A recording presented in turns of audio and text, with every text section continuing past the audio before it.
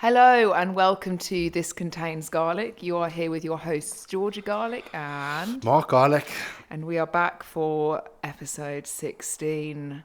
We're in new New surroundings. surroundings, new environment, new podcast setup. Well, kind of slightly similar setup. We're Yeah, still still in the kitchen. still in the kitchen, but happier. It's been a little bit of a roller coaster of emotions the past Couple of days. couple of days, more like couple Weeks, of yeah. years.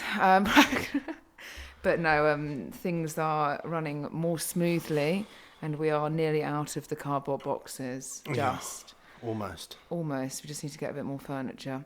So today we're going to talk about chat through mainly all about nutrition today. Yeah. Sort of nutritional choices, what to eat, not in the sense of a dictatorship of what to eat and you can only eat that, but just general guidelines that we obviously Yeah. would work with clients with, and also just thought processes alongside nutrition.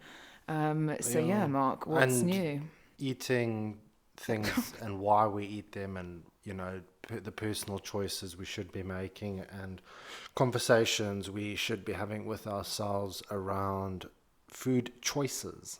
Okay, so I think getting started on food choices, obviously we're both qualified nutritionists and we work with clients, either general population or athletes, sports specific, in helping them to gauge as much nutritional knowledge and strategies that are going to help them going forward. And in fact, we were having discussion yesterday whilst we were walking through the forests because we've just moved to a place very close to some very good country walks. There are some very nice country walks. And we were just getting down to the sort of, I guess, the nitty gritty of, I guess, thought processes that go through clients or individuals' minds when it comes to eating. And sometimes, I guess, we're not necessarily advocates entirely for intuition in the sense of intuitive eating, especially if you have got a goal to reach, because it kind of opens up too large a spectrum as to whether or not you can, when you have a target or you have a goal to reach, you need to do it in the most data formed way. Otherwise, you can end up using your own intuition, which is very broad. It's a very broad statement for many Yeah, I just think people. generally this is a bit of a generalization, but the understanding of calorie contents, macro contents, and just generally, what is a protein, what is a carb, what is a fat. Most people struggle to differentiate between, the minutia of nutrition, and we all tend to underestimate how many calories we can consume in a short period of time, or the amount of calories per serving of our portions, or just the general calorie contents of certain foods. So Yeah. allowing people to use their intuition when a lot of that intuition has led to a certain degree, has led people into situations that they might not necessarily want to be in, then having to rely on their intuitions to get them out of the situation that put themselves in there at the first place is a bit. Yeah, I know. I mean, like we sometimes agree to disagree with this, because I very much see that, nutrition is not just calories. We must be aware of the calories in which we intake on a day-to-day basis for most people. That is not necessarily everybody. There are many people that do not get stresses or strains or overthink what they eat or how they eat. There are people in this world that can just literally maintain their weight the whole way through their lives. But there is a lot more, and especially as lifestyles have changed over the years, which don't have that control. And I always look at nutrition as, we want to see how you're going to actually feel on a day-to-day basis rather than just like the calorie content on your food. Yeah. And I think, when calorie counting became something which was for the general population to undertake, which I guess has probably happened in plus or minus the last 10 years. I mean, it's definitely increased its popularity over the last couple of years, but this has been going on with the likes of, Slimming Worlds, Weight Watchers, you name it, because these people were technically manipulating your calorie intake, but via variations of restriction. And I think that... But they weren't necessarily educating you on I think it's very important, calorie though, intake. because, It was more based around sins and points, and to obviously complicate individuals and drive certain... I don't really I've never been one in the industry, in being brutally honest. I've been through the works myself where I want to pick up on anybody's negativities as business as to what they do. I appreciate they have a huge influence on general population, but we also know that we can't help everybody, and there is a time and a place to be able to help people. But where I don't necessarily... they've changed a lot, especially in the last, I'd say, year or two, because they've had to, slimming clubs and all of that, because they've got to go along with what science is really saying. But they very much based it entirely around the amount that you eat, and you could really eat whatever or have unlimited this or unlimited that. For me, I kind of think that doesn't necessarily educate somebody on their nutritional choices, because you're just eating something for the sake of the calories and not necessarily thinking of the macro composition. Yeah, but they weren't, people like those types of businesses were never promoting calories in the first place. They were basing it off sins, points, and other methods of these are foods that you can eat freely as much as you want without any restriction, and then certain foods with certain points. So no, I don't think that they were teaching people about they their weren't overall teaching calorie people. But the point is that TDEE and things like that, and the calorie content. This is 3 sins, this is 2 points. Yeah, but we're not getting into that. What I'm trying to say is that their sin variation was, whether it was subconscious or conscious to the fact that they were calorie counting, the choices in which they allowed... Now, some people have seen success, not that many. Statistically, worldwide, they have about a 16% success rate, slimming clubs or groups as such. And that is due to the fact that they have restricted on certain things and people can't adhere to that on daily life. But the structural of how to put a plate of food together was never really there. It was based off of how many sins you could have per meal, which is the same as how many calories can you have per meal. Not people didn't necessarily... Though, they weren't...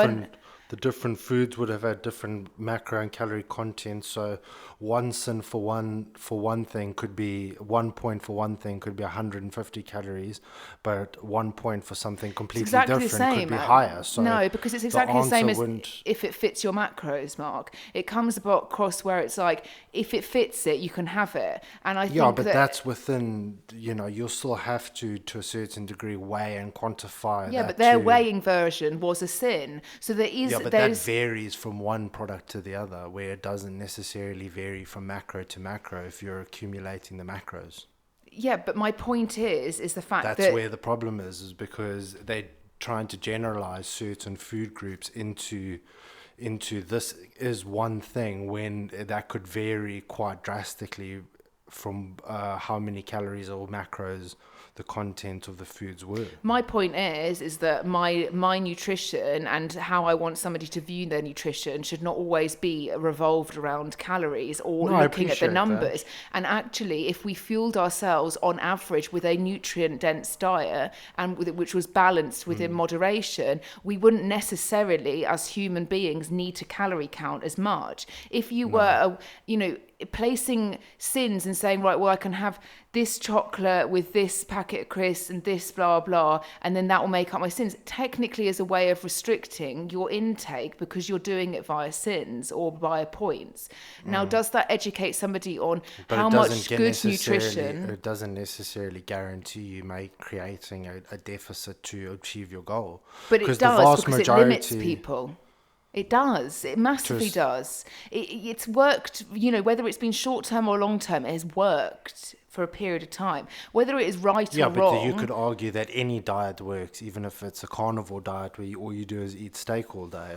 That would work. You would lose weight. Doesn't necessarily mean that's a long-term or sustainable. But what I'm trying to say is none of these things necessarily balance out as a meal where people understand that when you are not rigid to the numbers and you are not restricted to a goal or wanting to achieve a goal as to how you eat on a day-to-day basis without having numbers streaking around your head the whole bloody time. Yeah, Now, and I think we just want to clarify as well that it's not like we talk about calories and things like that in isolation.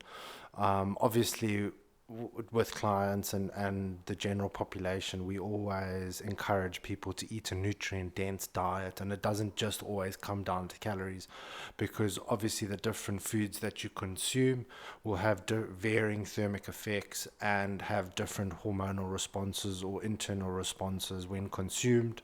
So but I think I've always generally, thought, when it comes to your average individual, 9 out of 10 people come to us because they want to lose weight in a sustainable way. So if you've got 30 kilos that you need to lose, then, encouraging people to understand their metabolic inputs and outputs is a very educational way to start the process. yeah, but I'd still say that it doesn't necessarily educate somebody, for the general person on a day-to-day life, in taking, like, not understanding that you don't always, like, what happens, like, where somebody's tracked for a period of time and then they don't want to track. That's not bad. Do you know what I mean? In no way is it bad. Nobody says it is bad. But my point is that somebody should be educated from the ground up as to how to put meals together and how to fuel themselves on a day-to-day basis, which isn't necessarily to do with numbers. Now, if we all ate a balanced diet and we ate things that were in reasonable quantities at certain meal times, it wouldn't really fucking matter. In terms of educating somebody on a thermic effect of food or the breakdown of macro compositions, for your general person, it doesn't really make that much of a big difference. Whether they listen to it or whether they don't, the only thing that I would say, look, calories get you to a goal. Calories are the driving factor towards any thermodynamics and seeing progress as such, but it's not nutrition. Nutrition is so much more than just looking at a number and saying, like, but that's I feel how like it is. with the problem that we have with society in general is we look at everything or one thing in isolation. Like, just because you count calories doesn't necessarily mean that you can't eat a nutrient-dense diet. Do you know what I mean? Like, it's not just about counting calories. There needs to be, which we do as well to a certain degree, not to a certain degree, but in depth, is obviously always educating our clients on the importance of certain things. But, like, it's not just in isolation, I calorie count so I can eat shit. No, wrong. You need to try and prioritize a nutrient-dense diet on a day-to-day basis, and like George just said, learn how to put a plate of food together and have some form of intuition when it comes to portion control. But nutrient dense is different for everybody. Yeah, of course. It comes down to accessibility, environment, how much it costs. Personal preference. It comes to a point where, currently, if you're based in the UK or actually anywhere worldwide, you'll notice the fact that obviously food prices have dramatically increased. And it does make it, like, everybody always used to say, oh, eating healthy is really expensive. And I never was really in agreement with that, because I thought, actually, what you're classifying as super healthy is something that has been publicized as being like a superfood, or you need to have something that's organic, or you need this, and then suddenly you're healthy. That's really rank? And lentils. No, lentils are not rank, Mark. Lots of people like lentils. You don't. That's personal opinion. Sorry. If you like lentils, I'm sorry. Many people like lentils. I like lentils, just not tons of them. Yeah, lentils like the point is that people were glorified for many, many years based off of the fact that this was good or this was bad. And when it comes to healthy eating and stuff, the reason it was glorified as being more expensive or not as cost effective as going and eating a McDonald's or eating something for convenience was based off of the fact that what we classified as healthy is technically just an addition to your diet. It's not something that necessarily makes up the whole of your diet. Do you need to eat organic? No, you don't. Do you need to be eating superfoods? No, you don't. There's nothing superficial about that. Yeah, there's no such thing as superfood. But I actually would say that now, eating in any level is bloody expensive. I'm not talking about the very convenience fast food. Like, obviously, I did see that McDonald's were increasing their prices, but by a cent versus going to the supermarket. And when we do a weekly shop, like, it is a lot more expensive per item. So I can see why people feel restricted, but I say that You do get a lot more value for money when it comes to convenience-based foods like. do you? Yeah, Oh, I reckon you could go to a chicken and chip shop and get Yeah, a couple but pieces of chicken and, like KFC. You could get thousands and thousands of calories for, $15. yeah, but the whole difference is that £15 that could have fueled £15 less than that. But that £15 is not going to fuel you for the rest of the day, whether it's used up fucking 3,000 calories of your day or not. It's not going to fuel you efficiently for. But it would satisfy you more than, some berries and a banana. Well, yes and no, actually. I would disagree. I would say that, well, why would berries and a banana come to mind when you were thinking about. Because that's, everybody's general perception of clean foods versus unhealthy foods is always some variation of some fruit, vegetables, and, zucchini noodles. Yeah, can you stop saying zucchini? It's fucking courgette. Courgette. Yeah, but at the end of the day, like, it's how you make up those meals. Like, many people obviously have families and children to look after, and there's always very, very important thing of understanding that if your kids are getting used to eating, look, some people don't have a choice at the moment. Some people are at food banks picking up food and what they can get, but in your general terms, like looking after a family, your children are imaging their nutrition based off of your choices. And it's the same thing as if you're not, so many people say to me, I don't like eating vegetables or things like that. And it comes to a point where you do actually need to try, you know what I mean? And include things which you don't necessarily thoroughly enjoy just for the sake of actually just managing your health. And it doesn't need to be loads. It doesn't need to be sat there eating bowls and bowls of broccoli or, salads or whatever. But it being able to incorporate that stuff in does help you. And it's the same with working environments. Many large companies who have many, many employees, like those that are aware of their, notice that their employees necessarily are not fueled correctly throughout the day, which is going to have a dramatic impact on their working performance in the office or out of the office or whatever. But would you say that most corporate environments are conducive towards, healthy nutrition, proper I would nutrition? say that coming up, like one of my best friends, she runs a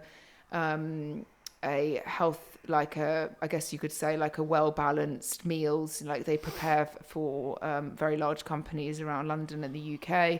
She's also launched a lot of good ready meals as such, so people can have good food at like a inconvenience.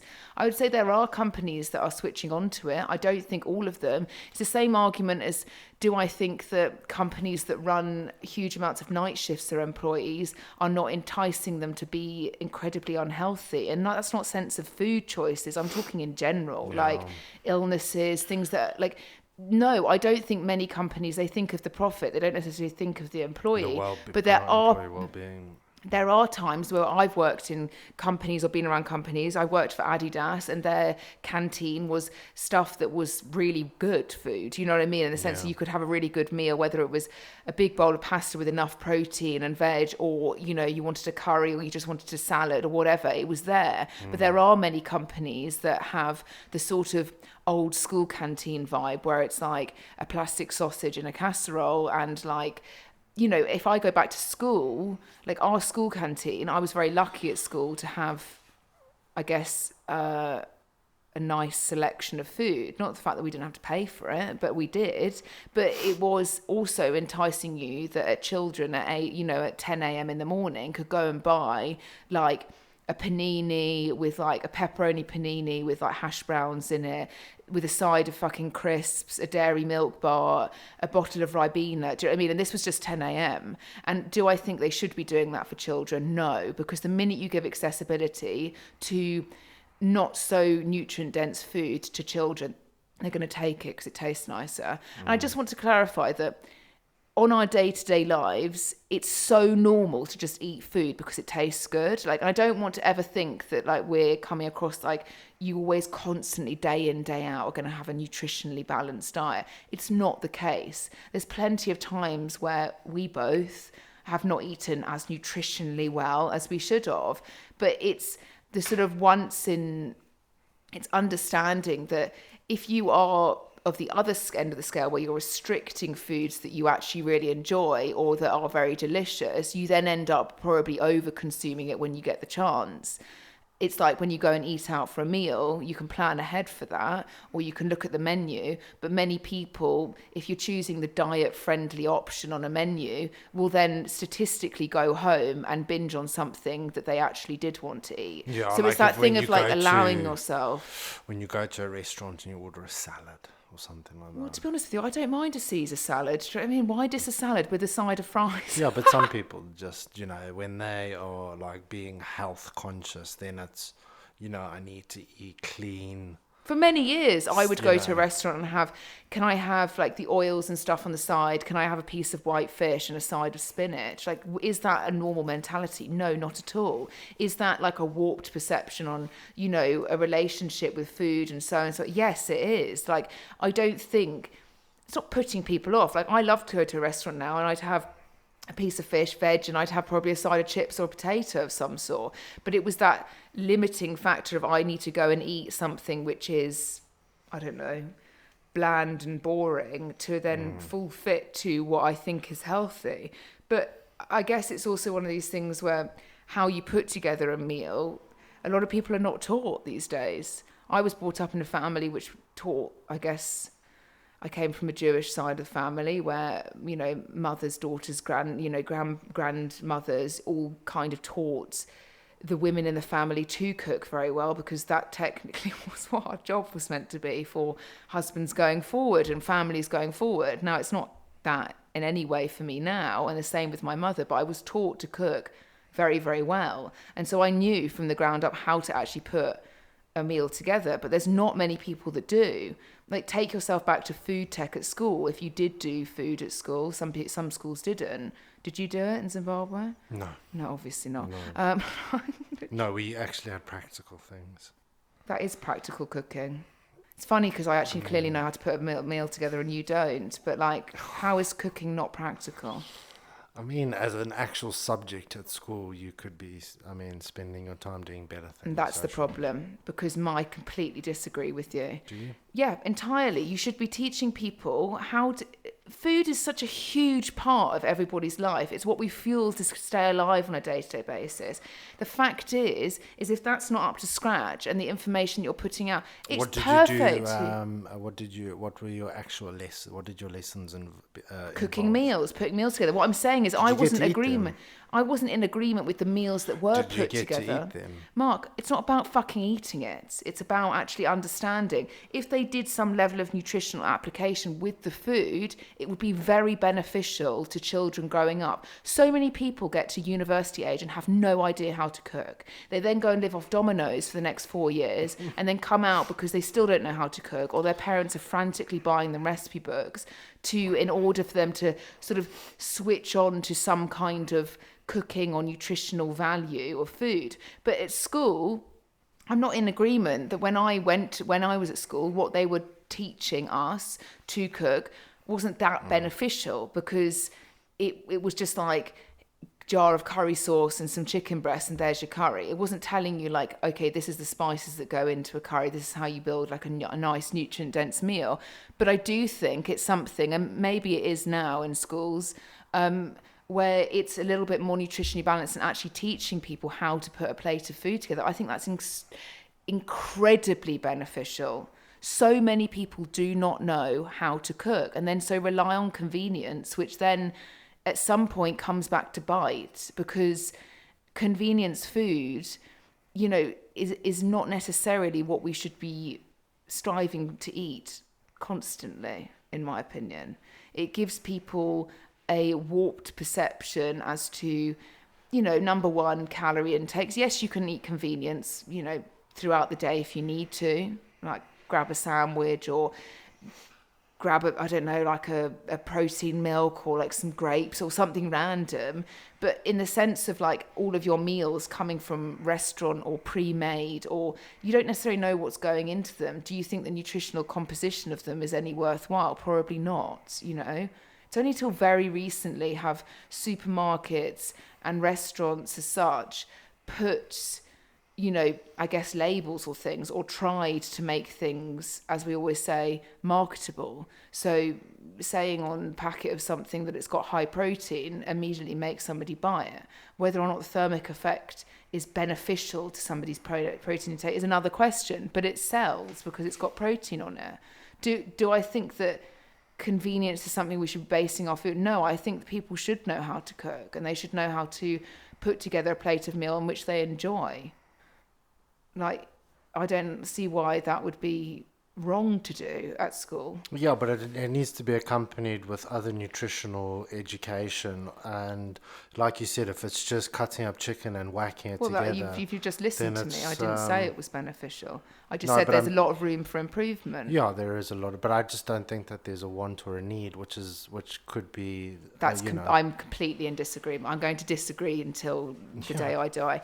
That I don't understand. Do you think that doing a lesson on religious studies where they cover literally Christianity and fuck all else is more beneficial than a child learning about what to eat on a day-to-day basis? No, I'm not saying that, but I'm just saying as a society generally with the educational system, do they hold any value in teaching children the right they should. And wrong? Yeah, and I'm we not should saying be that they. to that. I'm not saying that they should be or shouldn't be doing that, but I'm just saying they don't hold any merit in that in the first place, because when it comes to governmental guidelines in general, especially in the UK, they are leaving it up to the private sector to set standards. And at the end of the day, if you're leaving the private sector to set standards, that's never going to happen, because it's exploited for profit and profit only, due to us being in a capital society. But it's no different, no, because you clearly don't understand that if in a food tech lesson, you know, instead of, you know, there is you have written, do you know what I mean? You learn about what temperature your fridge should be at and how long chicken takes to go off, or, you know, there is room to literally just change that syllabus into something that is more nutritionally benefiting of a child. No, I appreciate and then that. We've mimicking discussed this the numerous practical times as well, with, you know, how we would potentially, if we were going to educate the general population from a young age to an old age on nutrition, on how we would conduct the school curriculum and the syllabus and things like that. You know, we could talk about this until the cows come home. Do I think it would be implemented on a macro scale by the British government? No. So it's going to take people within the private sector or the school school system to go out of their way to further educate themselves on nutrition and then place value in it. And if there's no value in terms of like making nutrition an actual A-level subject where people can leverage learning that for future uses and actually, you know, use it to get a job and or further your personal, you know, progression and careers, then yeah, but it's a huge. It's not. It's like I just think that there should be like, time and energy. Let's just do a sugar tax. You know what I mean? That's the answer to everything in this country. When it's like, no, you need to go to the grassroots level and educate people from a very young age. It's not nutrition. hard, Mark. No, it's not hard. We do it every single day. I actually think that, just like you would probably argue with me, like I hated team sports at school. Like I fucking hated them. Yeah, it's just a personal preference. Yes, but I'm just saying that you would argue that a child should move more. Now, I would agree with the fact that a child should move more throughout the day, potentially. Some schools have limited their extracurricular sports to, you know, bare minimum. It's fairly obvious that the people that set the rules find no value in it or minimal value in it compared to, you know, little Johnny. But then why should we not voice our opinion and say that's wrong? But there's more weight in little Johnny playing 17 instruments and speaking 17 What's Johnny going to do? Go and play in a fucking orchestra? Like, exactly, literally. That's what I'm trying to say. But I'm just saying that's no practical application to life. And this, you know, you But have always but said to me, team sports, for example, does have no, practical limiting. application. When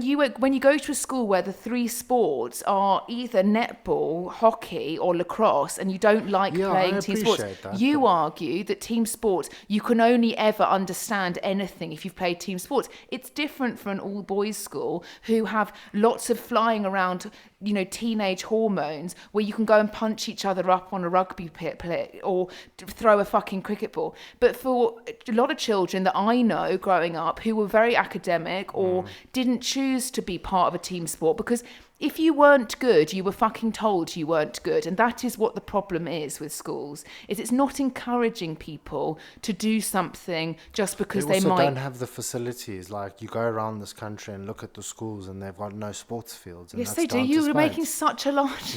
I've such a been large to statement. 3 or 4 clients. Their children had recitals at these high-end schools, and there were no sports fields. There was like Because a they're not on the basketball school thing. court. When you go to a high-end school, private school in the UK, Mark, FYI, normally the fields are down the road where you get a minibus to. They don't have them if you're It's in. just not a priority. But it is a priority. But my point is the fact that team sports are a priority in some schools. They massively are. That's what gets you scholarships. That's what gets you into better schools, and you don't want to. There's a lot of life lessons that could be But learned. does a child who But plays? it's not. That doesn't apply to every single person, because at the end of the day, it's Yeah, so personal then preference. you don't think the food tech's a viable option when I think it's incredibly useful. Because we've seeing had as two nutrition different fuels life us. experiences, and two people can have varying opinions on different things. But what do you think? Do you think that a child should be given free will on what they should eat? I definitely No, don't. of course not. But Or should they not be taught how to put meals together so they can cook for themselves and not be reliant on convenience, or not understand how to put together a plate of food? Yeah, but there will also be children that when they do food tech, they find it incredibly boring and find no value in it. So But it's that's a like personal the same as preference. team sports. Exactly. It's personal preference. But doesn't mean Yeah. that. Doesn't mean, as I said, I think team sports and keeping children active is very, very important. But there's also a level where parents then run their children into the ground by trying to be professional there's also, sports like you people at said, age 6.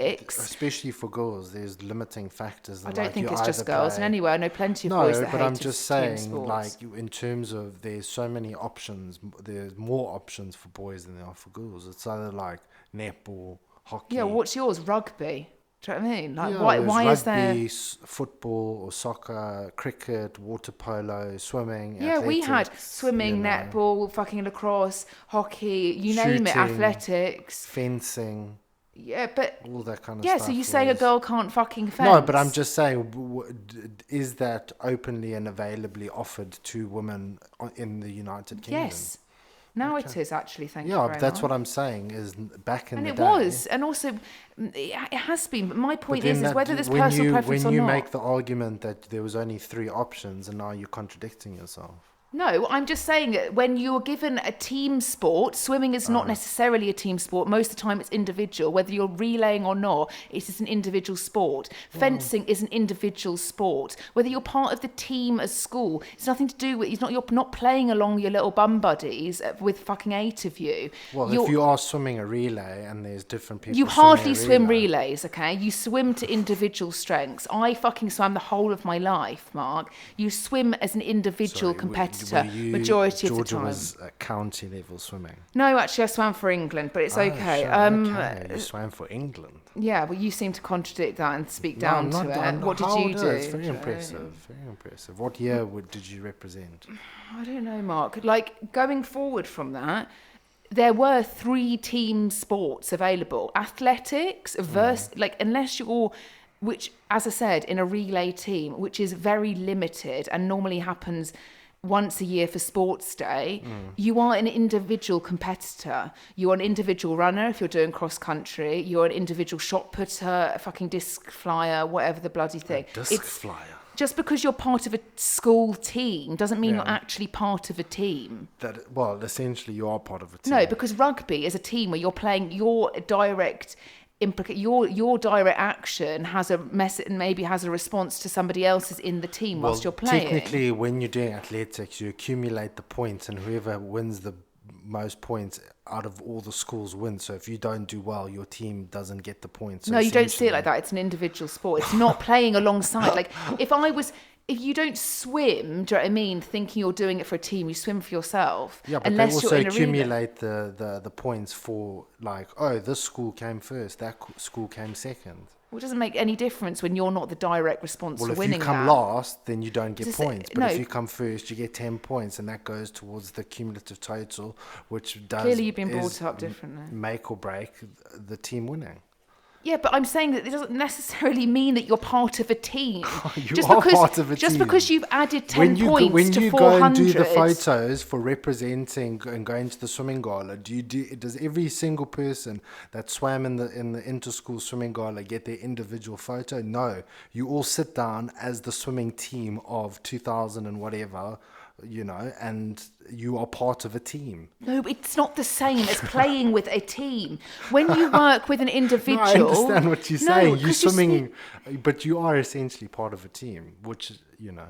No, I don't agree with that, because I never, as I said, they're very good at making you feel like you're not part of a team unless you are directly doing something like throwing a ball to each other. There's a difference between team sports where you have to pass towards each other and intercept and that blah blah, and then going in a swimming pool and swimming your own race, or running your own race, or throwing, you know, at the end of the day, you don't necessarily, unless you're on sports day at primary school, if you win a gold medal for GB in the Olympics, does your medal account to Team GB, or is it just to you as a person? Well, obviously it's Team GB, but does it not, as an individual, make you a better person for winning that race? Yes, but does the individual that has won an Olympic gold medal think, oh, I did that for the team? No, they thought they did it for them bloody selves. You don't know. No, many people have said that. Do you think people they might have run for GB or they might have swam for GB, but that gold is theirs. It's not the team's. The team did fuck all at the end of the day. It was them that won it. But you're in agreement that team sports is the only way that you can form some sort of brain cells when you grow up. And I'm the complete opposite. I've always been an individual. Yeah, but that's based off your life experience. There's plenty of people I know about this. I've got clients, but that's also based off their life experience, and then people that played in team sports have a different life experience because you've had a negative experience and they've had a positive experience. So, you know, yeah, but it's just like you didn't do food tech and then said that it's shit. How many people do you know that still wear their, like, I remember training guys in Chelsea that would wear their first team rugby jerseys to the thing, and they were like 40. Do you know what I mean? Like, at the end of the day, people live vicariously when they peak, and most people peak at high school when they play team sports, and they really hang on to that. Well, clearly that's you as well. Yeah, because it is what it is. Like, everybody's got different experiences. So saying... No, I'm not saying team sport. When did I say there was no value in team sports, Mark? No, I know you didn't. I said that it's very limiting, because if you don't make that team, you're not then pushed to do much else. So my thing is that we should be, if a child doesn't want to play in a team sport, they might feel threatened by the people around it. You might be bullied by people in a team sport. You might not enjoy that element of being around fuel dickheads sometimes. But you could entice a child to go for a walk around the field. You know, you don't have to do things necessarily that you don't like to do in order to be, like, successful at school, you know? My point is the fact that there should be level playing grounds. If you want people to be more active or to keep some level of activity, then team sports is not just the only option. You know, when they opened a gym up in our school, that was really beneficial. Not that anybody knew what the fuck they were doing in there, but it was beneficial. And I always thoroughly enjoyed doing things for myself and nobody else. Well, I didn't like anybody else, to be quite honest with you, so why should I? I just think that it's very different for a boys' school versus co-ed schools or girls' schools, where if you're not part of that team or that sport, you're not welcome. I was put in social hockey team for the reason I like to talk. That's a reflection on the school that you went to. No, it's plenty of schools I know. You know, they should incorporate all levels of enjoyment. How about we do the same with food tech then? But you don't agree with that. Instead, you'll sit in religious studies. Yeah, because I guess you're learning to a certain degree when you No, do I can religious tell you studies. all I You learned learn about was the fact my RE teacher Christianity, liked and then eating you learn biscuits. about different religions, and it's a bit of history to a certain Yeah, degree. but you already learn history and you're But you learning can things also, that 1800s are behind, so it's just not that relevant for what's also going on religious now. education is also morality and teaching people that they should be nicer to each other in general Well, circumstances. I think we could do that other than just segregating in religion, to be quite honest with you, because I still think it segregates people into sections of people. Like, we never learned really about Yeah, Jewish that's religion, true, even though because I was Jewish. It was strongly about they Christianity. they used to separate all the Greek Orthodox people because they weren't allowed to go into the chapel. That's all. Well, this is the thing. Like, I'm not saying that, like, I didn't go to a Jewish school. And so if you went to a Jewish school, obviously, your time would be spent in a synagogue learning about the Jewish religion. Yeah. But then again, if you're accepting all variations into a school who have multiple different religions, whether that I went to school with people that were Jewish, Muslim, Catholic, and yet all you're preaching about is Jesus on the cross. I'm sorry, do you know what I mean? It's not beneficial. All I remember from RE is watching a video that was like legitimately a video put into a TV about fucking Jesus walking around with the cross. Like, that's literally all we learned. We did not learn about any other religion, whether it was... I think this is a reflection on just the school that you went to. No, I went to a couple of different schools, Mark, and it was all the same. Like, well, maybe I think it's just the UK system, well, because I mean, no, but it'd be the same as if you lived in a country which was primarily, like the UK is what primarily they say is Christian, isn't it? I don't. Well, my knowledge. I don't religion really. is I wouldn't say it, limited. but I'm not to say that everybody is Christian in the UK in any way, shape, or form. But I'd say that the nature of the UK through the royals and this and that has been the church. It's not been like you learn in history, like the Church of England and all of the stuff that went on Didn't with we it. learn that when we watched what was that program? I don't know, Mark. Judas. With that dashing young man. What? Yeah, that program that we watched. Henry VIII? Yeah. And then he was like, I'm just starting my own. Didn't he start his own religion? Yes, but it was always about the cross. It was never about anything else. I think it was also because he just wanted a... But in history, all we learned was like Protestants, you know what I mean? Like all of these things that were all to do with the Church of England. You didn't learn about like the Jewish religion at all. Like I was only educated off of the Jewish traditions and religion based off my family. Not anything other than that. And I'm not saying that the whole Were there same like, with Muslim. Like were I there have so like, many people I know that are Muslim, but they're never taught. Were there Jewish schools, like just for like Jewish people? Yeah, I'm sure there are, especially in London. In fact, maybe my mum went to a Jewish school. No, I'm not sure she did. But no, I mean, going off the point, like I think that everything. I mean, we're doing really well talking about nutrition, aren't we? Yeah, but it's your ignorant comment on food tech where you still don't know how to understand to put. We're allowed to have varying opinions without Well, calling you just each said it other was names. pointless, and that upset me. Oh, okay. Yeah, Well, I'm upset by that, Mark, it's fine. because You're I allowed actually to think feel that the way it's that you really feel. important that people learn how to Georgia, cook. how many times have we honestly had this conversation Like you about still how won't eat we shepherd's would... pie because you don't like the way your mum does it. But if I made shepherd's my pie, God, you're such a rat. you've told her to your face. You You're a literally went ugh when she said she was cooking shepherd's pie. You know what I mean? Like you literally, I'm not a rat. Do you know what I mean? You rat. I'm not a rat. I'm just saying that there's certain things that you were unwilling to try because you'd been sentiment in your brain that it was horrible. If you got arrested by the police, would you? I'd rat you out would within you? seconds, yeah. See, there you go. Well, it depends on what It's the just- situation was. If we'd both smuggled in drugs, obviously not. But if it was something, I'm joking. If it was something I don't know. that you'd done, I think you'd probably crack would. first, though. I think you'd crack first. I think the fact you think I'm that weak is another judgment of your character. No, because you tend. It's not that you tend to fold, but you do have more. You couldn't make more, eye contact the first time we met, Mark. I mean, you just squealed weird is noises. it? Oh, for yeah, the you first, think that I like, didn't? 3 or 4 Okay. months. 3 You or were 4 just months, like- I just... Oh, my God. it's Do you know like what? I you wish we weren't doing this. You are such a bullshitter. You couldn't even no, open your but- eyes properly when speaking to people because you were too nervous. I was too nervous. Yeah, you were nervous. You were nervous around me, which you fucking well should be. Do you know what I mean? Always keep you on your toes. Yeah, I still think that you would definitely crack first. I would You've crack got in a more police. of a you've got more of a moral compass than I do. I think you underestimate that my mind is incredibly manipulative. I would not crack at anything. I think you would be the first one. You always think that you're such a big boy. You're like, oh, I fucking do this. You wouldn't do shit. I've never seen you like would just- raise a fist or swear back at somebody. Why Have would you I- seen somebody why swear back would at I somebody? want- Me. Why would I have. raise a fist? Violence is not the answer. You told me Georgia. yesterday that Yesterday? Go on. I said we were joking about, and I said I would, I would really hurt you, and you said, "Fuck! If you even tried, I'd smack your skull into the ground." Did you or did you not say that?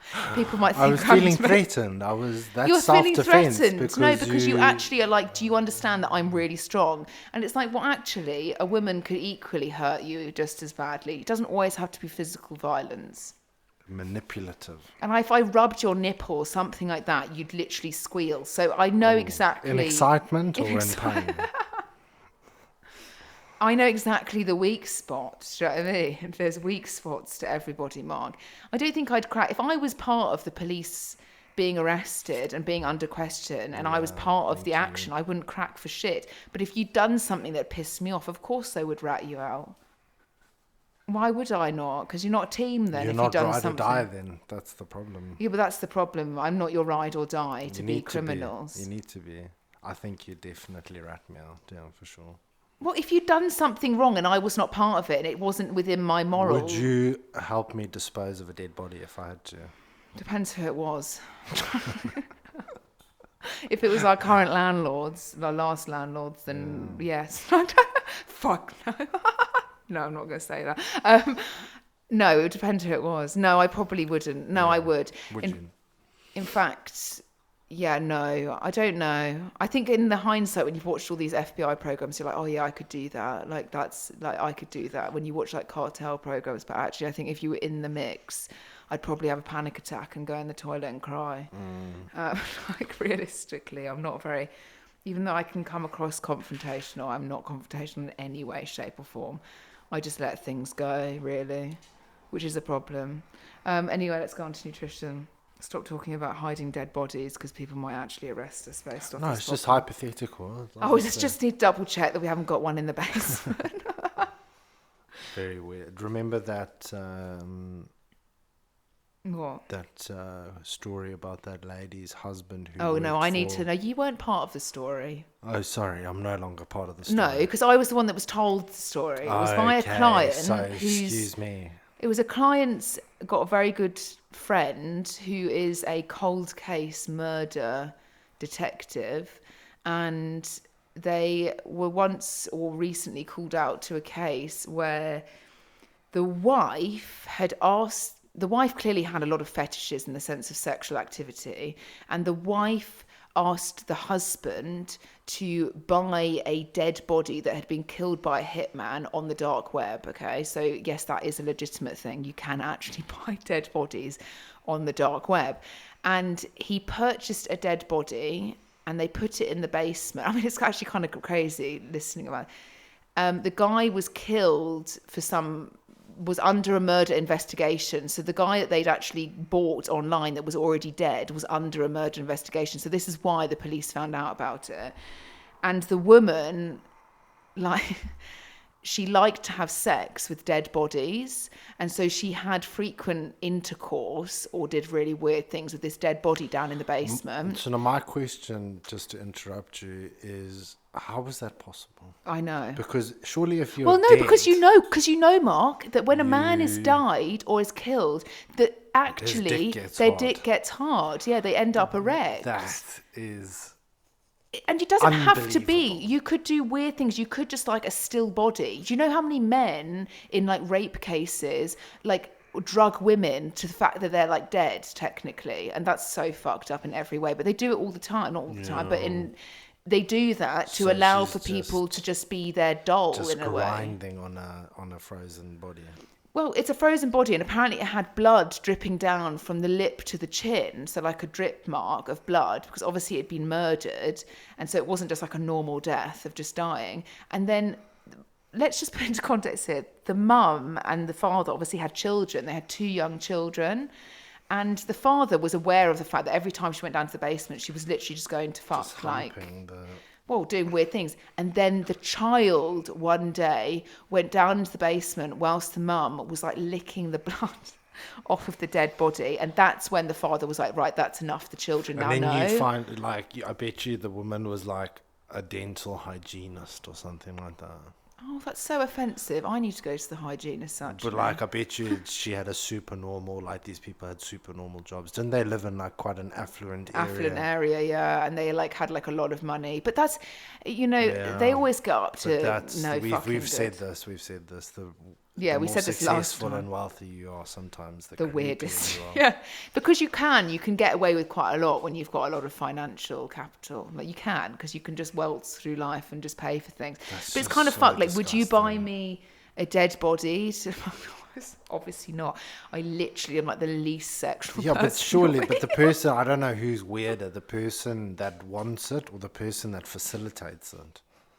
Do you know what I mean? I would say that Because, like, for you to facilitate a dead body in the first place, like how do you take, like, delivery of a dead body? Do you know what I mean? It's not like somebody in just like rocks a in up like in a an Amazon cardboard van. box.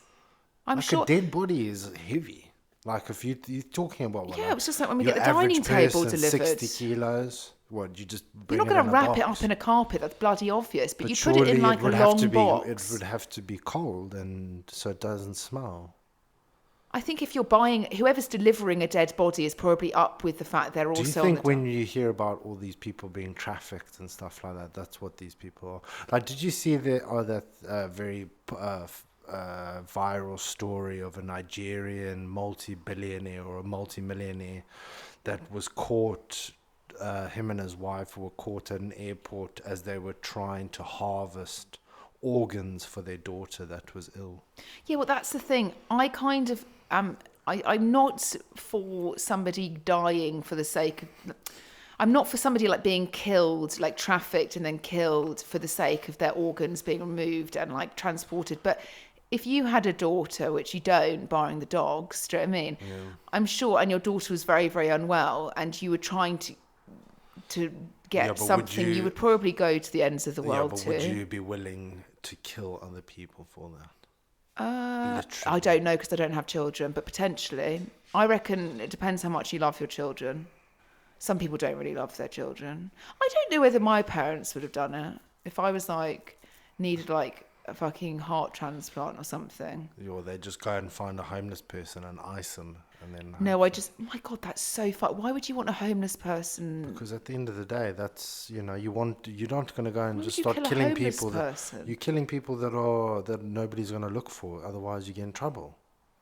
Or you go to places in which people aren't necessarily registered as Or citizens. anything. It's just, but it's quite immoral. I kind of understand why they've done that. Not that they've killed somebody else, or they probably didn't kill somebody else. They probably bought a harvested organ from a black dealer. You know what I mean? Like a black market dealer. No, I think the whole thing was they were trying to traffic a whole bunch of, like, it wasn't just one person. It was a group of people for multiple different organs in which they would have ended up. Well, have you probably selected dying. to give your organs away if you died? Yeah, I have, because I used to ride a motorcycle. Well, that And was I feel like if you ride a motorcycle, that's like you living in then high you school. I need used to- to ride. And today, when we were driving back from London, Mark was like, "And this is where I got hit on my motorcycle." I was like, "That is why you don't drive a motorcycle any longer." Yeah, funny that. My mum's just said that they give you that option when you reapply. Yeah, I for think a if you driver's ride a license. motorbike, then you are, you're increasing. I think the statistic is you've literally got like a 25% chance of dying every time you get on a bike. Or I think that's because that's 1 in 4. So 1 in 4 times you ride it, you die, which is, I think, That's a bit people ridiculous, use isn't it? that statistic just to scare individuals from riding motorcycles in general. But I've never been one for supporting. yeah, I that. think if you, it's very high risk, high reward. Don't mind like motorcycle tours, like around like mountains on quiet roads where there's a whole group of you. Like that must be quite fun for people. But riding motorcycles on the daily on the fucking motorway in pissing So much rain, fun. like so much fun. Is it fun though? Because when you turned 30, you had a breakdown about doing anything that was not like Yeah, sensible. my attitude changed quite a bit. Yeah, it did. I definitely think that little thing fused in your brain to realise that you couldn't be a little twat the whole of your life on a motorbike. Anyway, back to what we eat. I just think that you would have looked really good with leather pants on the back, you know. Okay, Mark. As I said, I'm the least sexual being. You can imagine what you want, but it's not going to happen. Literally. You got the glutes for it. That's for Okay, sure. Mark. You don't. Can we just? You sound like a creep. I'm sound just like a paying you a creep. compliment. They're saying that you've got a very nice bum. Just on a side note, before we get back onto nutrition, we've gone. We've moved, obviously, new routine, new gym, and we've decided it's a really cool gym, but it seems to be where It's like proper hardcore. It's Not like hardcore in like strong men, proper strong, like man. actual, like Eddie like Hall actual, style, like really like strong people. actual, like really strong Yeah, people. like There's only way to describe, abnormally strong people. like people that are will like if you break down, they'll fucking pull your car in half. Do you know what I mean? Just up the road with yeah. Anyway, doing those and it was a bit like, okay, I can't complain when somebody slams the bar on the floor. No, not in that gym. Not no. in that gym. The big boys are out. Literally, they must all segregate in that one warehouse. Like, Yeah, that's. I've never seen so many men that were like very large with beards in one proximity. Mark, Yeah. you seem to have obviously. Mark didn't feel like he was as strong as No, some I of just them. I've resigned myself to I'll just do a just one-arm row, sticking- mate. Yeah, Like, just staying in the corner. You I know. won't be wearing my NMDs. I need to put my Metcons on, otherwise I'm not Yeah, welcome. no, it's Yeah, it's different. It's going to take some time. I just one of those people where, like, I'm not going to lie, I like the atmosphere of a community in CrossFit. I've never really done it myself. Like, I've done the odd like class or whatever, but it's just the constant slamming of weights on the ground for other members. I get it. You need to slam it on the ground, clearly, especially if you're lifting a lot of weight. Like, you can't necessarily control it on the eccentric portion, but you know, it's just constant slamming. Like, that's what really annoyed me in the last gym we were out. The guys that just like just threw bars on the floor. Like, just control it. yeah, Like, but you're not meant to control Olympic lifting. well, I would say Look, there is a go level onto of any competitive platform, and they put the bar above their head and they drop it right onto the ground. yeah, like that's so unnecessary. But whatever, it's each their own. I get it. You're like, whoa, Maybe fuck. you should Like, start your own lifting federation where it's like you do the lift but you've and got to be then quiet. and then you have to, depending on how many decibels you make when you put the bar down, predetermines your score. Well, I'll be contradictory here to say that if you've got control on the way up and down in a movement, you're definitely strong enough to do it. I don't know. That's a big statement. I know you can pull. Yeah. I don't know. I think it's the whole thing of like getting someone just dropping it on the ground kind of means you can't necessarily control the- like a snatch would become very interesting. Yeah, I mean, there's quite a lot, unless you're going to do all the accessories, like there's quite a lot of risk with Olympic lifting with a lot of shoulder injuries and like hip injuries and knee injuries. But if you do it properly, these guys look like fucking legit. Yeah, I mean, it's just the slamming of the weights. It drives me insane. Anyway, one day when we're deadlifting 500 kilos I'm off the never floor. going to deadlift in that gym I'm because never deadlifting. it'll be like my max effort will be like not even their warm up. Do you think? Yeah, the guy was deadlifting 325 kgs like it was easy. Well, I wouldn't say it looked like he was easy. It looked like he was about to have a nosebleed. The other day I tried 220 and I almost shat my pants. No more. And you choose to wear like grey tracksuit bottoms, do you know what I mean? Like, literally. So like I was thinking the amount of effort it put me into doing like that, it's like 200 for that dude would be I can hip peanuts. thrust 200 plus. Yeah, It's a different movement though, because you still need to be pretty fucking reasonably to strong get to do 200 that. kilos up in a hip thrust. Well, you especially need with to be good form, savage, not just like dog shit form, but like, yeah, I mean, it's a lot of weight. It seems like petty numbers when you throw it, but actually when you get to lifting those levels, like, fuck, it's hard work. Although I will say, the thing that I don't really like about powerlifting as such is the fact there's so much break in between. I literally watched two girls have a chat for like 18 minutes in between like one squat, and I was like, Jesus, they must have a lot of time, because like, I don't have time for that shit, you know, just to rest for 18 minutes in between each set. That seems a bit extreme, doesn't it? Yeah, I mean, you're fully recovered by then. I'd just lose interest and go home. Yeah, I'd just be tired. The pre-workout would have worn off. We're like, see you later. Anyway, based off of what to eat, actually, good one conversation of what we just said about training and lifting and eating. I think with nutrition, it's really important, as we always say, that if you are training with a decent program and structure, that obviously your nutrition needs to match to some degree, because if not, you're never going to see the full returns to your efforts in the gym, and your performance will lack if your nutrition does not match. So I guess we get quite a lot of questions actually, like what should I eat, like before I exercise or after I exercise. I think it's first and foremost, it's really important to clarify that one, this is all personal preference. It really comes down to what you're doing, what you're following, what your structure is. And also just to point out that if you are training fasted, there is no superior fat loss happening because you're training fasted. It is just a point of focus if you don't like training with food in your body. Some people can feel GI distress or indigestion or bloating if they're training on a full stomach, and they might feel nauseous.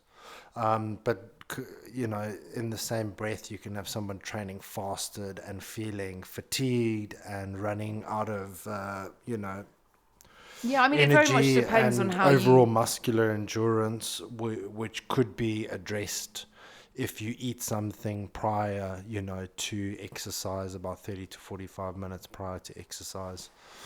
Yeah, I think things that you can look to eat before exercise, if you're if you're a person that needs to eat or you want to fuel yourself with some energy before training, it very much comes down to time. A lot of people who wake up very, very early to exercise don't necessarily have the time or the want or the will to cook food or to have something. So in that case, if you are needing something to eat and you're training very early, we'd always suggest like a banana or something that's very quick, or a liquid or overnight oats, or something you can prepare maybe the night before, that you can, you know, get down you. And then you've also got to think about, like Georgia said, personal preference, but then digestibility of these things.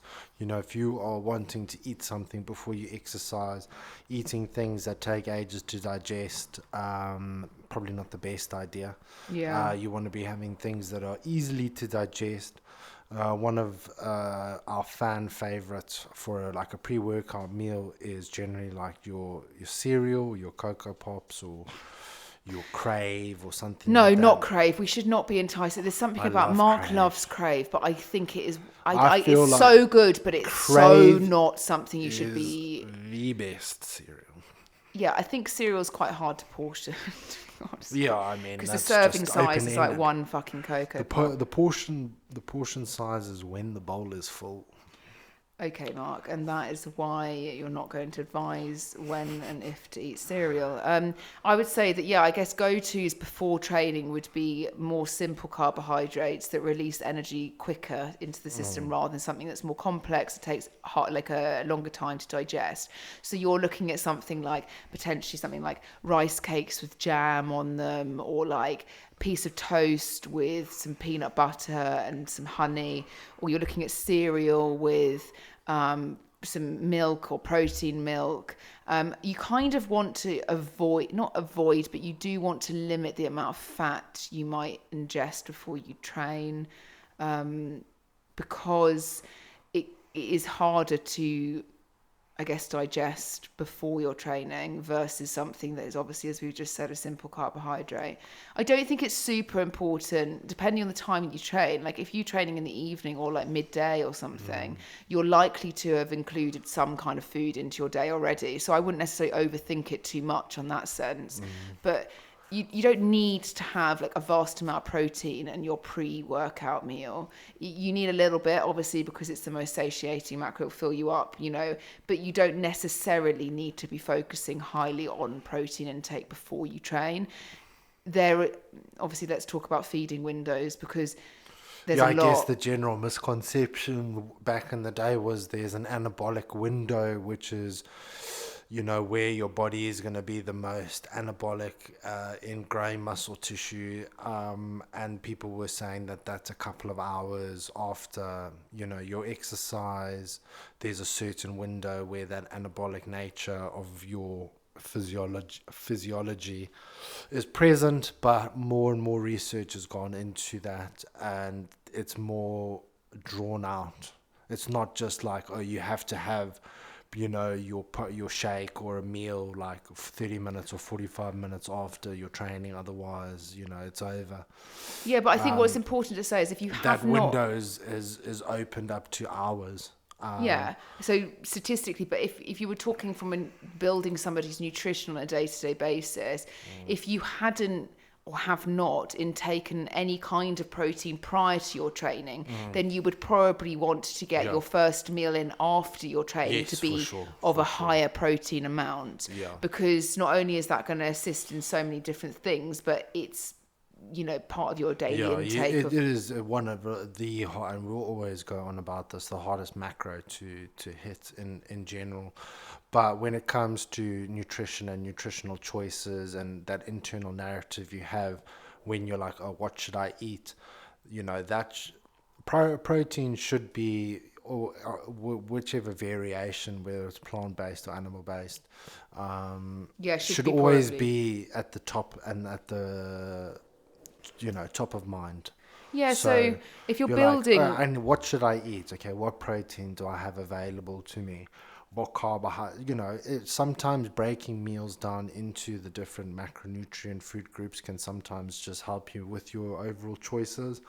And not to say that everybody should view food as fuel or food as macros or food as calories.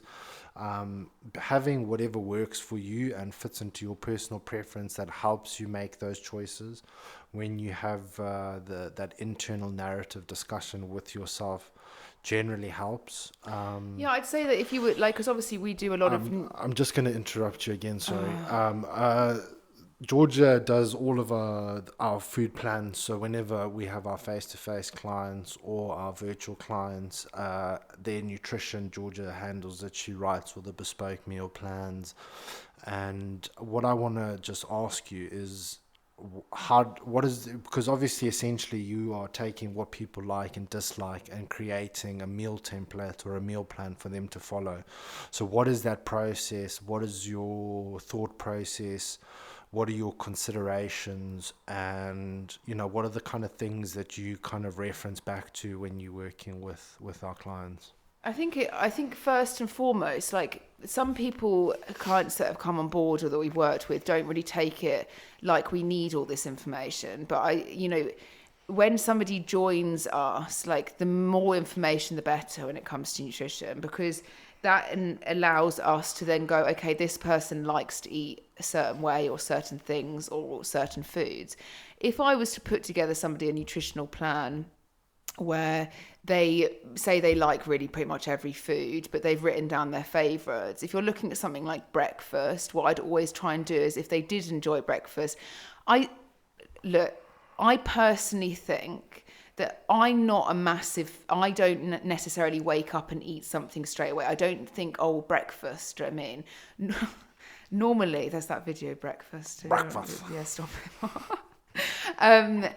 Normally what I do is I will always give people breakfast on their nutritional plans, because first and foremost, most individuals will not be able to hit a protein target throughout the day without dispersing it throughout meals, shall we say. So the reason I would always put, whether or not they were like, oh, I don't want to eat breakfast or not, I think it's a very important way of getting in some kind of macro balance, the sense of like getting some protein in, understanding how to fuel themselves for the day. It is super important in that sense. Like if we're going off of like fasting, like so many people think that like, oh, if I fast, so much is going to happen in this time and stuff. For a lot of people, fasting doesn't really work because they're bloody hungry. So I think if somebody is to start with breakfast, what I'd always look at, if if they like eating things like oats, cereal, eggs, or whatever, I would always look at saying, okay, well, this person likes eating oats at breakfast, but how can we make just a bowl of oats like a little bit more nutritionally balanced, in the sense that oats are great, as we said. If you're going pre-training, you've got a bowl of oats, that's great. But if you're thinking of a balanced meal, what you'd think about adding for that is something like oats with a scoop of protein powder in, oats with, and some fruit, or you could look at doing oats with, like, overnight oats with a yogurt, like a Greek yogurt, which is higher in protein, or you could look at doing oats with a protein milk of some sort and doing overnight. If you're thinking of doing things like, yogurt, for example, and granola, the way you can make that better is, it's not to say that yogurt and granola is not, but if nutritionally wise, it's not going to fill you up for a very long period of time if you're just eating whole sort of fat yogurt with granola. It's going to digest very, very quickly, and you're going to end up hungry. So the ways you look at it is adapting the types of yogurt you might be using. So you might be doing something that's a sort of 0% fat Greek yogurt that's got a higher percentage of protein in it, or you could look at buying a more convenience-based protein yogurt, which is guaranteed. Like, we always pump Arla, but there's ones from like Lidl and Aldi which are pretty much comparable as well, where they've got a good amount of protein in. I'm talking like 20 grams of protein for yogurt. That's when you'd add that yogurt to the granola to make it just a little bit more substantial than having something like a basic yogurt that might not, might offer, like we've got one in the fridge that says it's high in protein, but it's 3 grams of protein. So it's not exactly. I think you make sure you check the nutritional Yeah, labels. I think when you say high in protein, there is a number of times where people think high in protein is actually high in protein when it's like 7 grams, and you're sacrificing a lot of calories. And protein, like, I just got a very random protein pancakes. Don't have they do have protein in them, but like when you have 4 grams of protein per serving, that is it's not a decent. You know what, you've always got to think of things like, if you've got a goal or to maximize your nutrition to the best way possible, you've got to think, okay, well, yes, in some way or another, we all have to limit our intake a day to make sure that we're maintaining our weight to some degree, whether or not you're gaining, losing, or whatever. Our whole aim as humans is to have like a daily intake in which we maintain over years and years and years and years. And I think that you've always got to look at things like protein pancakes, all of these protein bits and pieces you can now buy that people are selling as high protein and stuff like that, and go, okay, well, you're actually having to eat or take a chunk of 300-400 calories out of your day to achieve literally 3 to 4 grams of protein. Yeah. So actually, is that worth it? If you're trying to stick to targets, no, it's not. You should be looking at things that give you a higher percentage for a lower calorie variation, whilst mixing it in with more nutrient dense food and calorie dense foods, obviously, because that's normal and palatable for a lot of people. But I would say that, lunches, we always think that, we've got a lot of vegan and vegetarian clients, and it's so important that they understand how to get enough protein in their daily, lifestyle, because most of the time people come on board with us and I can guarantee they're probably eating no more than 30 or 40 grams a day of protein. Now, for some people, if you're very petite, that might be on the lower end of the scale, but for the average person, statistically, you should really be sat anywhere up from 1.4 grams of protein. They say 1.2 for those that have got no muscle building goals or anything like that. But really, in a sense of satiation and building a plate of food, you really need to be aiming for higher than that, a day. And so you'll find with a lot of vegan alternatives, which are higher protein, they also come with a higher calorie amount. So your plant-based proteins that are not chickpeas, lentils, beans and stuff like that, or ones that are more processed like soya protein and stuff, they do come with a higher calorie content. So you always need to work that out balance-wise, in the sense of how much you're getting for how much you're actually having to eat. And so a lot of the time people can think that if you add chickpeas to a meal, you're going to be getting a substantial amount more protein. the matter of the fact is you're not. It might add in a small additional amount, same as like, I don't know, a handful of edamame beans or something like that, but it's not going to greatly impact your overall protein intake. So that's when I would always say with vegan and vegetarians, you know, you probably do need to be leaning sometimes more into convenience-based source proteins, and also not being totally off of the idea of plant-based processed protein. So that's the likes of soya protein, tempeh, tofu, all of these things, because a lot of people come and they're like, well, I like to eat beans, but for you to get a substantial amount more protein, like from beans or chickpeas or lentils or that, you need to be eating a lot of them. Kilos. Yeah, a lot. And actually, when you weigh it out and you look at it, you're like, oh my God, like that's beans. A lot of beans. And so, you know. Then you've got to also take into consideration things like fiber and things like that. So, yeah, some people can by intake you too trying much. trying to chase, especially being vegetarian or vegan, trying to chase that elusive protein, you know, target, you can overconsume fiber, which leaves you gassy and bloated. Yeah, and actually that's happened with a lot of people that have come to us. They've always said like they've got really upset digestion because, I mean, it is that thing of the balancing act. If you're really wanting to get optimal nutrition for yourself, like you're probably going to have to introduce things that you might not necessarily be looking directly towards if you choose to have a vegan or vegetarian diet. Look, if you eat eggs and you're eating a more, you know, vegetarian that eats dairy, you're opening yourselves up for better chances or of like being able to reach. pescatarian as well. Pescatarian, I mean, it's totally fine. You're eating fish, eggs, dairy. That's more than enough. A very wide variety of protein sources, both lean and. I mean, I think also if you're animal based, you know, comes to like lunch, you know, if you're going into your convenience based store and you're buying a sandwich, i.e., go into Pret. If you work in London, you probably would go into Pret, and you'd buy a ridiculously overpriced sandwich, and genuinely they give you minimal filling, shall we say. It's all the cheapest like quantities of stuff, like is always, you know, the stuff that's like the lettuce and the bread is very, very cheap versus the chicken, shall we say. So you're always going to get more of the bread and the lettuce than you are the chicken. And so can you do better yourself, i.e. making it? Yes. I can still give somebody a sandwich on a nutritional plan. I always do. But I make sure that the protein in which they have in there is enough that's substantial to having a filling meal. And so many people are really surprised. Like when we moved house, we got a convenience-based sandwich, and there's like 2 slithers of chicken in there. Do you know what I mean? Tons of mayo. £4 for a sandwich. No, Mark, go up £5 for a fucking sandwich. That was from M&S. £4 for a sandwich. But if you actually think about the value you're getting 2 pieces of bread, a bit of mayo, and like 1 slither of chicken. 9 grams of I don't think there's that many people in this world that are so busy. Okay, I think shift work's slightly different. They might not give you a break. That is down to your employer. Please, like, for God's sake, give people decent breaks in the sense of their food.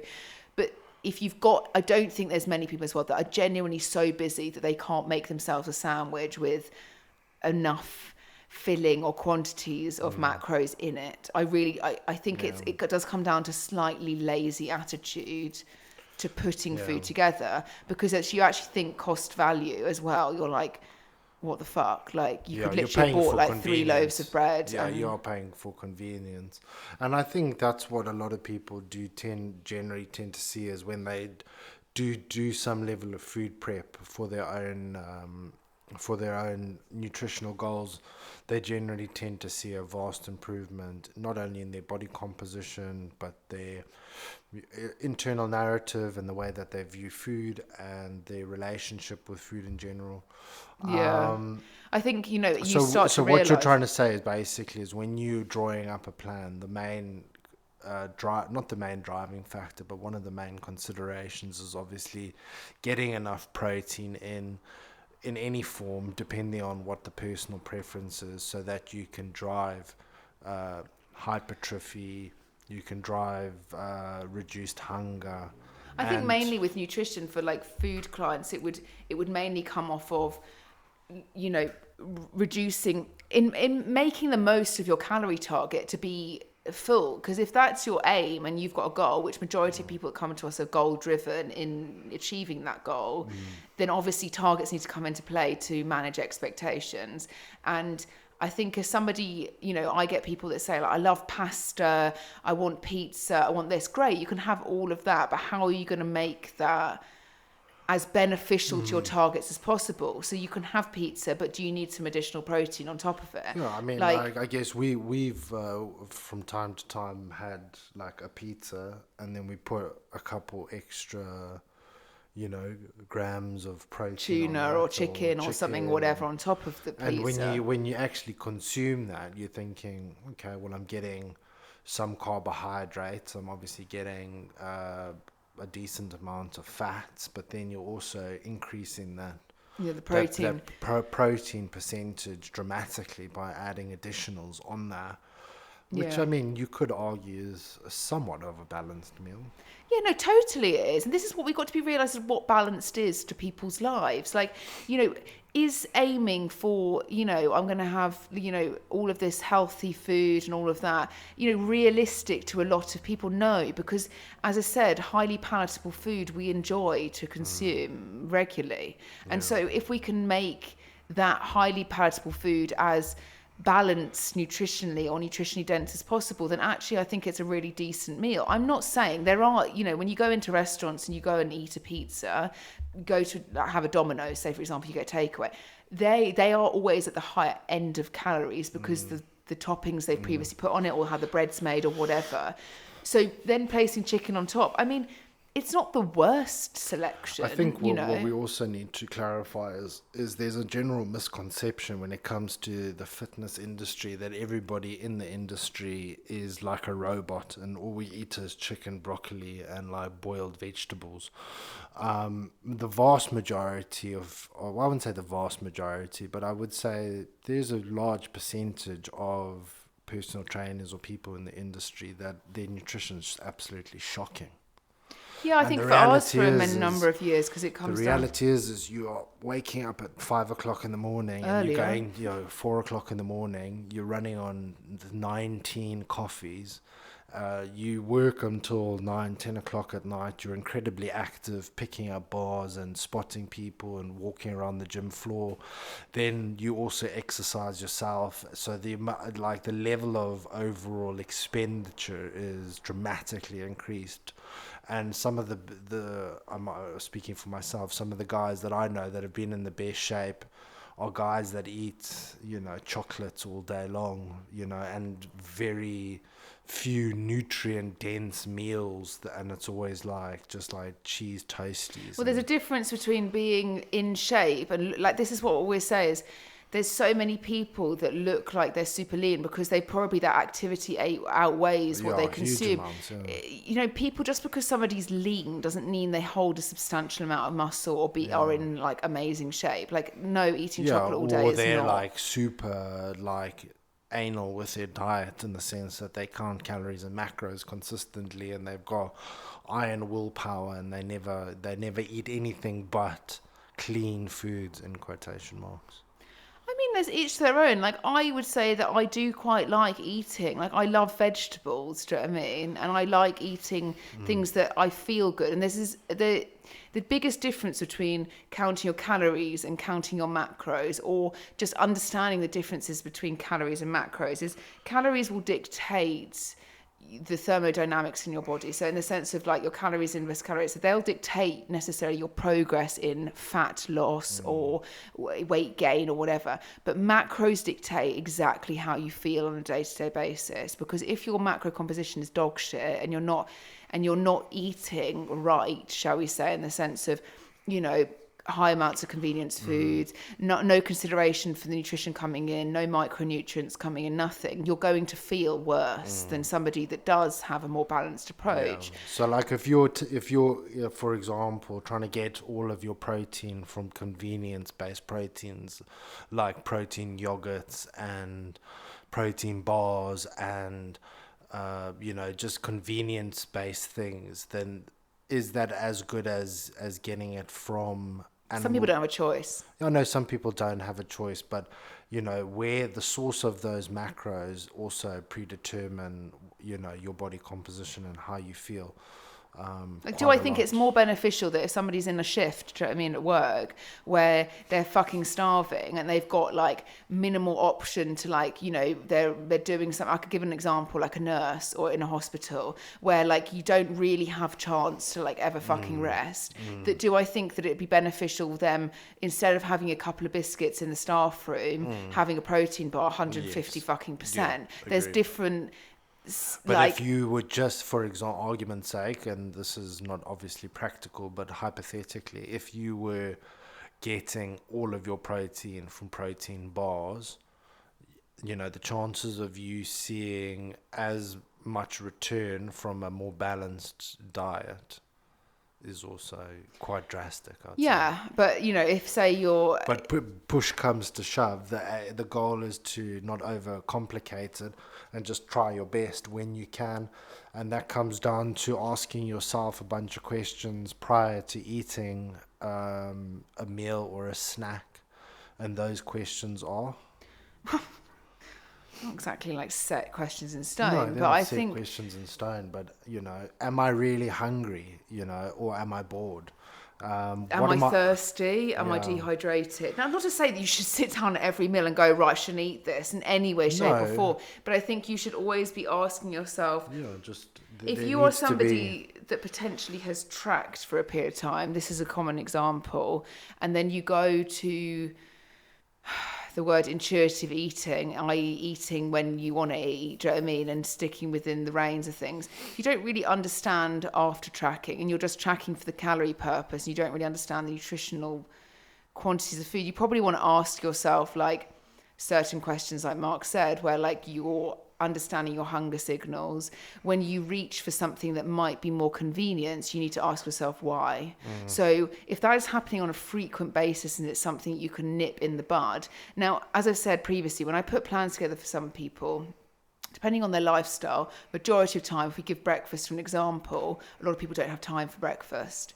It's because they might push themselves right till the brink of their alarm and not have time to prepare something. That's totally normal. That's how a lot of people run. So you need something that's technically on the go as such. So you either need to be prepared for the night before, where you've got that ready, or you might need to pick something up, grab and go.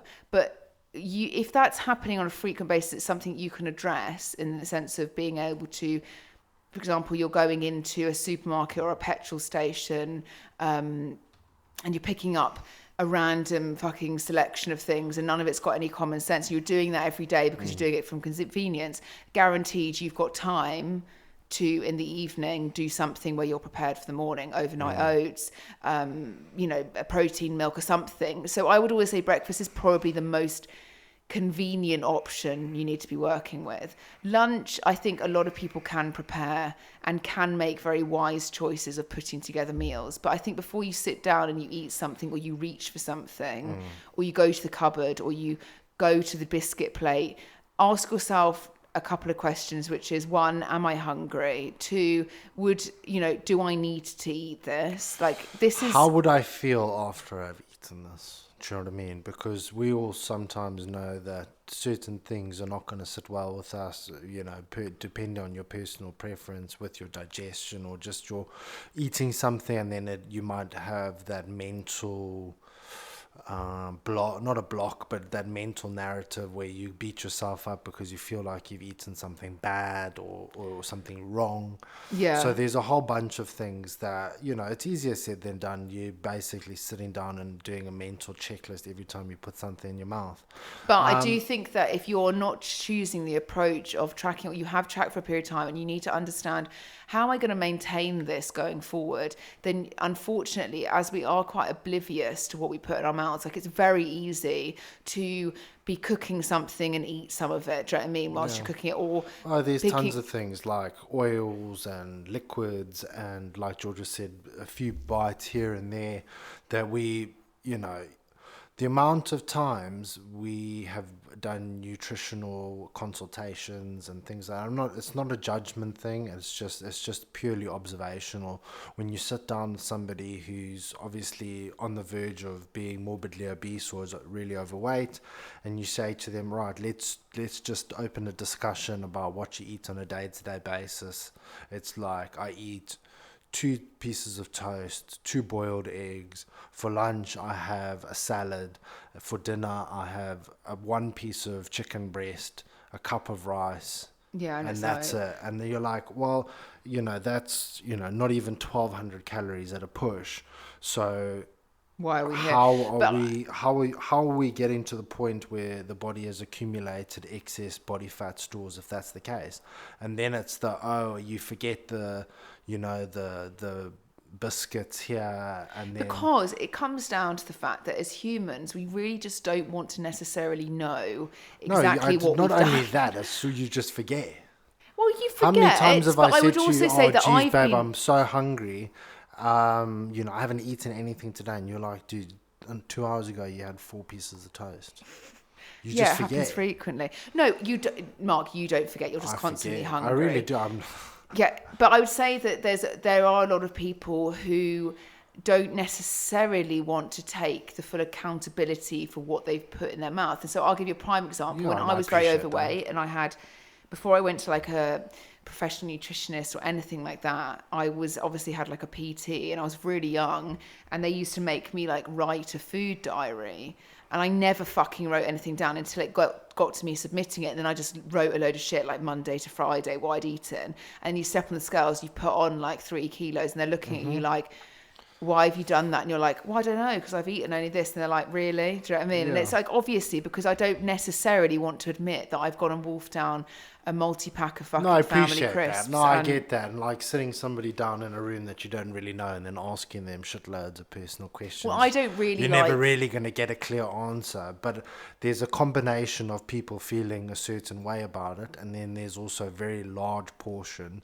which has been studied by psychological behavior specialists, is that generally when you ask a person about their calorie intake, they underestimate it by an average of between 200 to 60%. Yeah. So, there's so many things where,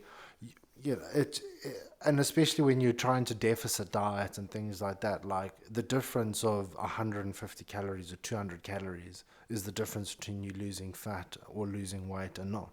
Yeah. Do you know what I mean? So it's a very fine line. I think it's important to know that you can have everything, but you just got to work out what's best for you. And if you're in situations where you are very overweight, then there has to be a level of responsibility. There has to be a level of action regardless. Even if you're not tracking calories, it's asking yourself those intuitive questions. There has to be some level of thought going into it, because the reality is the food that we tend to overeat tastes really good. So then you're having to battle with your willpower and, and try and, nip a bud under it when you're trying to have a small piece of, like, for example, like you have to be literally psychotic if you have 1 piece of like a Cadbury's and then you put it back. Do you know what I mean? Like, yeah, but I think there are some people that can do that. There are people that do that, but it's like you open it, let me have a couple squares. Oh, there's only a few squares less, I may as well finish it. Do you know what I mean? Like, yeah, but it's like some people have got more savoury flavours. And there's nothing, it's not really your fault. It's just that the food is designed, you got to think that there's PhDs out there that are getting paid hundreds of thousands of pounds a year to make food taste amazing. And they recently did, on food marketing, they recently did a study that was based around the fact that they used to, and some of them do, some of the brands still do, but on multi-packs of stuff like that was convenience-based, like sweet foods, so stuff like chocolates, like when you got a big bag of Minstrels or like Maltese or something, they used to, a lot of the time, put resealable stickers on the back of packets. So it would mean that obviously that would be slightly portioned. It was meant that it wasn't just going to be all eaten at once. And now a lot of the brands have removed the resealable, and I know it's the smallest things, but subconsciously you're then like, well, I'm not going to put that back because I'm going to finish it. You know what I mean? It's not meant for me not And to be that's finished. by design, you know what I mean? That's gone through an entire process of really well-educated individuals sitting down in a room discussing exactly what we're talking about now. Well, they say that you should stop eating a tube of Pringles when you can't fit your hand in any longer. Oh my days. I'll fit my hand in. Like I'll just pour them out. That is the most appropriate slogan. Once you pop, you cannot stop because you Pringles. cannot. But have you ever burned a You Pringle? We did that cannot. in science at school, and it's like, it's supposedly meant to put you off, obviously, No. eating a Pringle, but it didn't. it didn't. I literally just watched them. I will smash a thing of Pringles easy.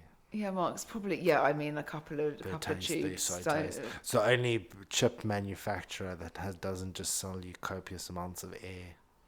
Yeah, to be honest with you, actually, they do, but they have reduced the size of the Pringles. So. Have they really? Yeah, like everything. It's What is this quite world coming sad. to, Like honestly? normally you'll just if you buy a packet of crisps, you'll notice that that half of it, like 3/4 of it's air. Like I reckon you're not getting anywhere close to what they say. In fact, I No should be that way. anal Like, person you that could weighs it. You could weigh it and be bitterly disappointed. Yeah, it's sort of those things that's like I said to you the other day, I was like, that looks like it's reducing quantity. They've literally halved the size of so many things and kept the price increased. Shrinkflation. Yeah, I mean, like it's one of those things where I guess we can't really Yeah, dictate but there has to that. be some level of, not understanding, but some level of questioning yourself when I think you it's safe are- to say, Gillian McKeith, if you're in the UK, she used to look at people's poo and she used to say, you are what you eat.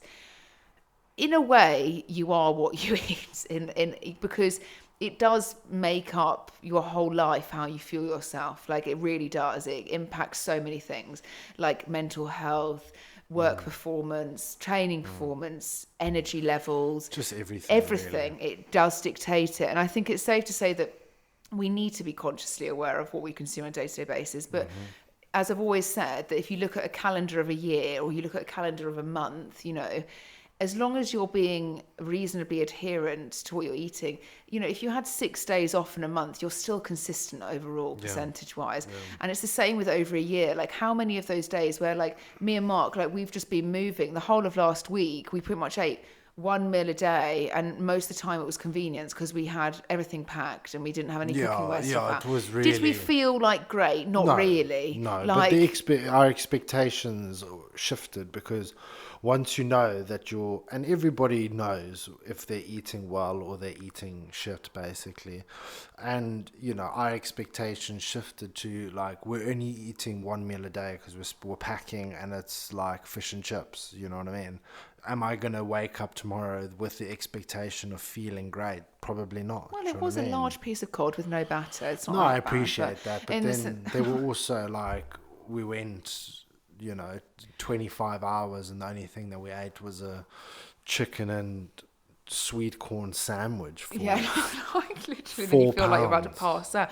But Do you know what I mean? there's And, certain life like- situations where if you can't help it, you just work with it. You know, there's Yeah, you certain just things that work we with knew it. that we had every plate, knife, fork, everything pan packed away, ready to go. How am I meant to cook? I need convenience, and that's when you rely on these things. But you shouldn't necessarily get used to. But we, you know, when we did look, it was like, okay, what do we want to eat? Let's try and pick Maximise, something yeah, like- that has a leanish, you know, thing of protein, and then make sure that you try and get your not try and get your macronutrients, but you're trying With to the do kind the of best people- you can with the choices that are. Yeah, if you've that got are a list of available. takeaways and you've literally got no other choice, you need to look at, okay, don't make this difficult for yourself. You know you're going to get, let's give Nando's an example. You know you're going to get a piece of chicken and a couple of sides. Like, it's really easy to sit on track. They've got a side of veg and a side of chips or rice or whatever and some chicken. There's nothing wrong with that. That's convenience, you know. Okay, you might not know all the cooking methods for it, but you know vaguely the calorie amounts.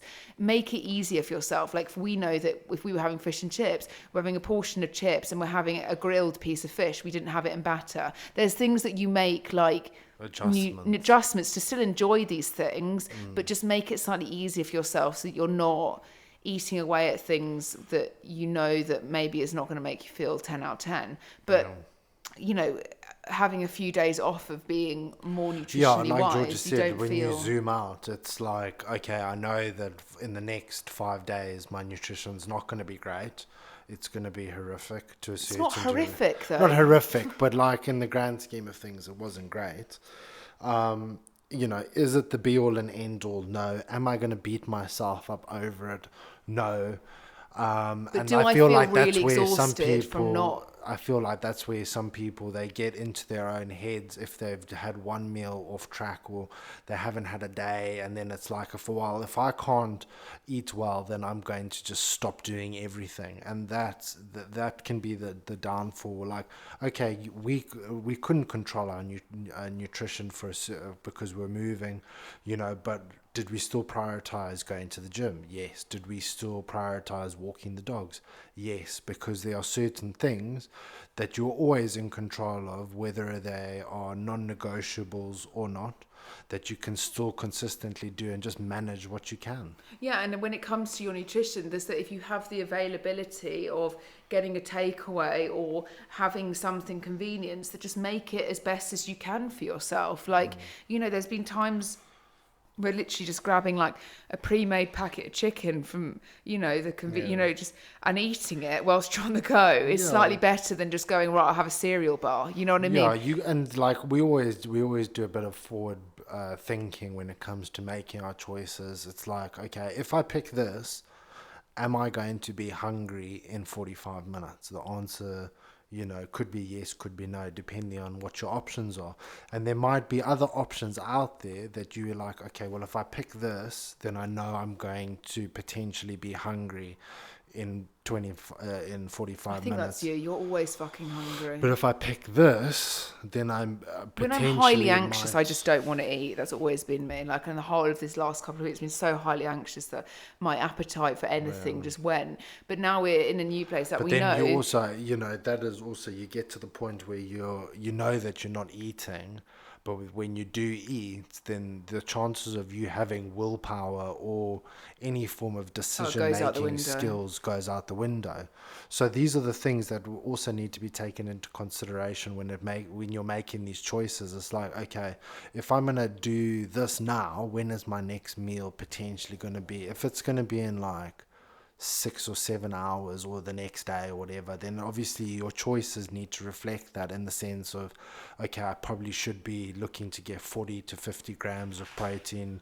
I need to be able to, get enough food volume in that's going to keep me full for longer, so on and so forth.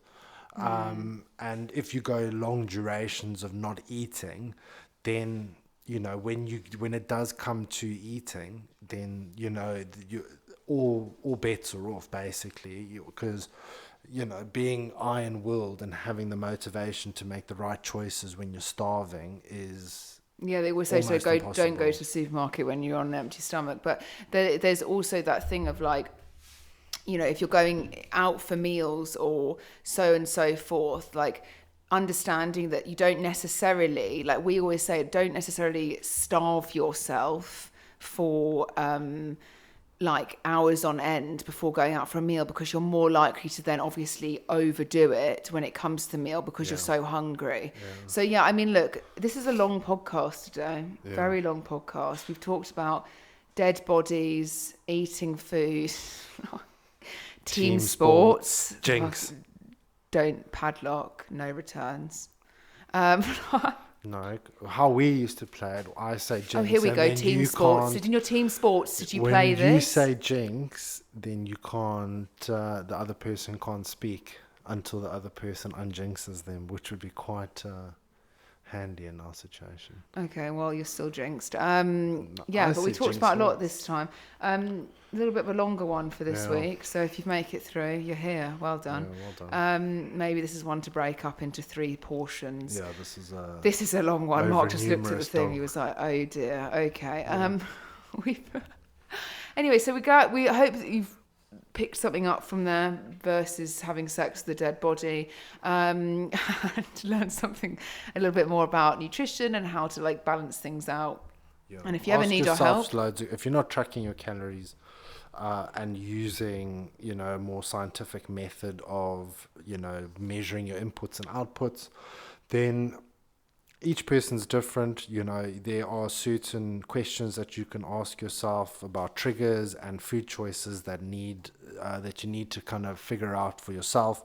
And then before you have meals and snacks and things like that, ask yourself those questions, to kind of get an understanding of the way that you view food and your triggers and so on and so forth, that will help you facilitate longer habitual changes to your nutrition. Yeah, and I think if you're reaching for the snacks, the common thing is that you clearly haven't had a very balanced meal potentially if you're constantly reaching for extra food. So just look over, listen to what we've had to say today, break it down into your own lifestyle. And if you ever need any more nutritional help, obviously we do offer bespoke nutrition plans and accountability that can help you on your way.